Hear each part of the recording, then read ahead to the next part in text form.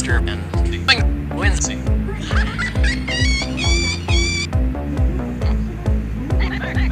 What I want to know is, why are the only funny lines on this show the ones behind me?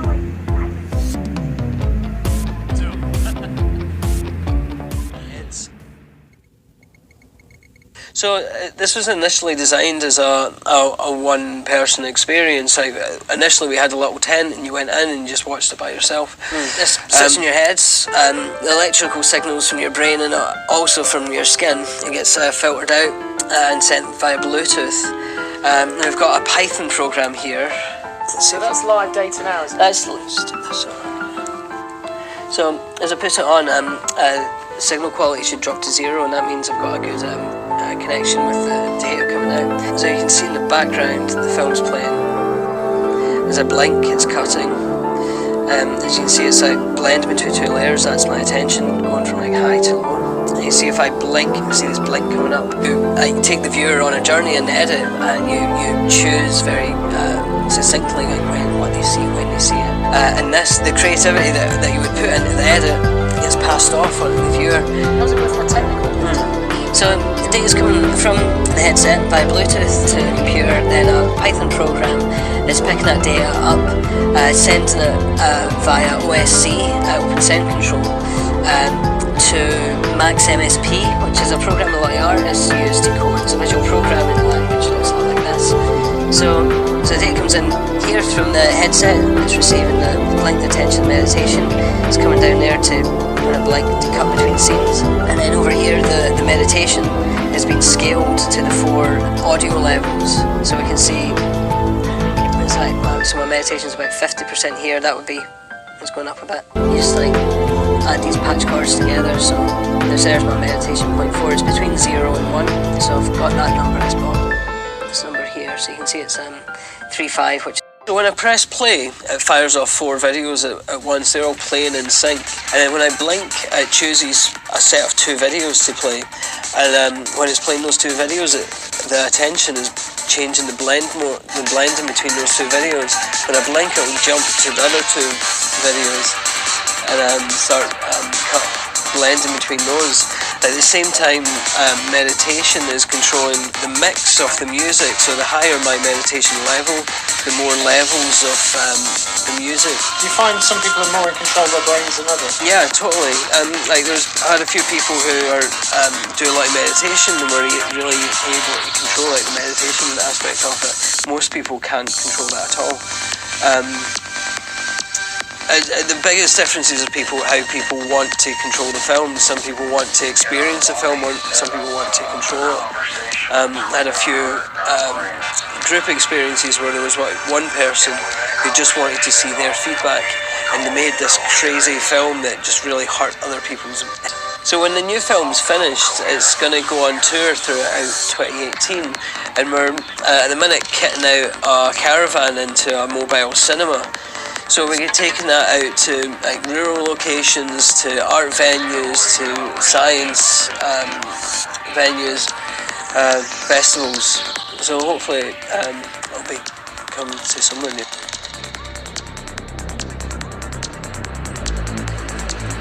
When I was a graduate student, my lab mate Tim Marzullo and myself decided that, what if we took this complex equipment that we have for studying the brain and made it simple enough and affordable enough that anyone, an amateur or a high school student, could learn and actually participate in the discovery of neuroscience. And so we did just that. A few years ago, we started a company called Backyard Brains, and we make DIY neuroscience equipment. And I brought some here tonight, and I want to do some demonstrations. You guys want to see some? All right. So I need a volunteer. I'm going to record from your brain. Have you had this before? Okay. All right. I need you to stick out your arm for science. 80 billion neurons inside your brain right now. They're sending electrical messages back and forth, chemical messages here, and that is electrical discharge. It's going to be picked up by these electrodes right here, and we're going to be able to listen to exactly what your brain is going to be doing. So I'm going to turn this on for a second. Have you ever heard what your brain sounds like? All right, let's turn it on. So go ahead, go ahead and squeeze your hand. All right, so what you're listening to, so this is your motor units that are happening right here. So now I want you to squeeze. Yeah, so right here, these are the motor units that are happening from her spinal cord out to her muscle right here. And as she's doing it, you're seeing the electrical activity that's happening here. Do you guys want to see some more? All right. That's interesting, but let's get it better. Okay, I need one more volunteer. You're gonna stand right here. So when you're moving your arm like this, your brain is sending a signal down to your muscles right here. So it turns out that there is a nerve that's right here that runs up here that innervates these three fingers. And it's close enough to the skin that we might be able to stimulate that, so that we can do is copy your brain signal that's going out to your hand and inject it into your hand so that your hand will move when your brain tells your hand to move. And so in a sense, she will take away your free will and you will no longer have any control over this hand, okay? You with me? All right, so I just need to hook you up. All right, so I'm gonna find your ulnar nerve, which is probably right around here. You don't know what you're signing up for when you come up with So now I'm gonna move away and I'm gonna plug it into our human-to-human interface over here. Okay, so Sam wants you to squeeze your hand again. All right, do it again. All right, perfect. So now I'm gonna hook you up over here so that you get the stimulus. It's gonna feel a little bit weird at first. It's gonna feel like you know, when you lose your free will and someone else becomes your agent, it does feel a bit strange. So I want you to relax your hand. All right, and Sam, you're with me? All right, so you're gonna squeeze. I'm not gonna turn it on yet, so go ahead and give it a squeeze. All right, so now, are you ready, Miguel? Ready as I'll ever be. Okay, so I've turned it on, so go ahead and turn your hand. Do you feel that a little bit? Okay, do it again. A little bit. A little bit. Okay, so relax. No, hit it again. Okay. Oh, perfect, perfect. All right, so relax, do it again. All right, so now, all right, so right now, your brain is controlling your arm and it's also controlling his arm. So go ahead and just do it one more time. All right, so that's perfect. So now, what would happen if I took over my control of your hand? And so just relax your hand. What happens? Nothing. Why not? Because the brain has to do it. Now you do it again. All right, that's perfect. All right, well, thank you guys for being such a good sport. This is what's happening all across the world, electrophysiology. We're going to bring on the neural revolution. Thank you. If we choose to collapse one reality, the other will be forced into existence. You cannot possibly begin to understand what you're about to witness. I give you a quantum connection with the human mind. What is that? Check it out. We've connected this guy's brain activity to another guy in San Jose. 3, 2, 1, fire! He had no choice. His finger was under the control of another man's brain.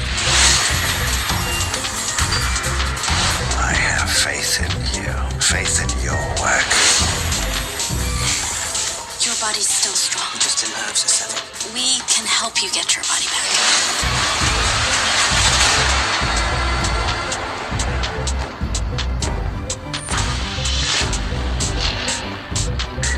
This is just the beginning. Parasitic single-cell hormones swim around by using falciparum or hair-like protrusions all over their bodies, which wiggle in a coordinated way to allow them to swim. They control this wiggling by using electrochemical channels. We can take this channel over by applying electric field to the water that they're swimming in. Paramecia will swim towards the negative end of that field.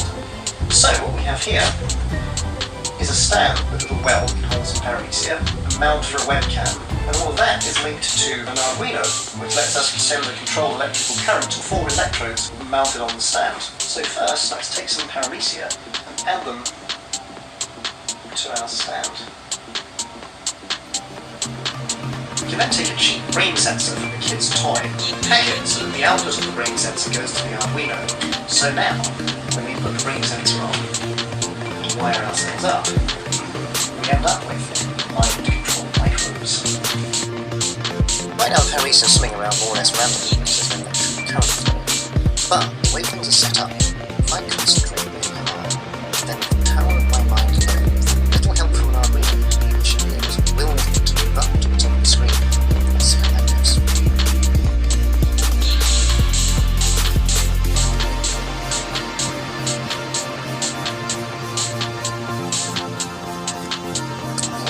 Mind-controlled microbes. So if I stop concentrating, they start swimming around randomly again.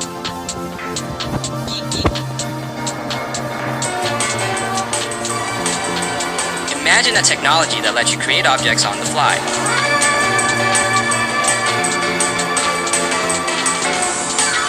A powerful new medium formed by billions of microscopic robots, each with computational abilities and sensors that enable interaction. Bring your ideas to the table and let it take shape, form, and color. Rendered dynamically out of captured 3D data, you can now touch it, feel it, mold it in your hands. A programmable matter that transforms your imagination into reality.